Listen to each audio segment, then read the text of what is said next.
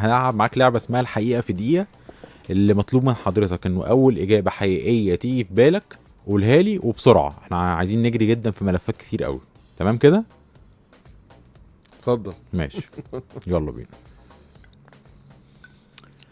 ازاي اتقلبت الحكايه بينك وبين مرتضى منصور؟ يعني كنتوا قريبين من بعض في وقت من الاوقات، وبعدين في حاجه حصلت هي اللي بوظت الدنيا، كانت ايه الحاجه دي؟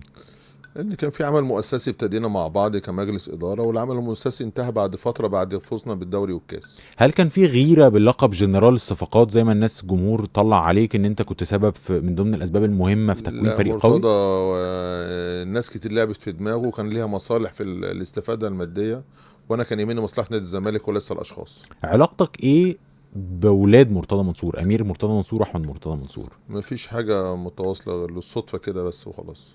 لكن لما بتتقابلوا في اي مكان عام مع اي حد من الثلاثه، هل بيبقى فيه سلامات يعني؟ مش عايز اشوف مش عايز اسلم على حد منهم. الوحيد اللي ساعات بيجي يعني دون رغبتي احمد يسلم. والله؟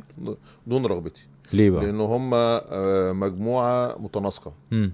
واحد اللي بيعلي صوته، وواحد الهادي الخبيث، والتاني الطيب هم في الاخر يعني. بيتجمعوا مع بعض بالليل في قعده واحده. طب وعلاقتك ايه بكل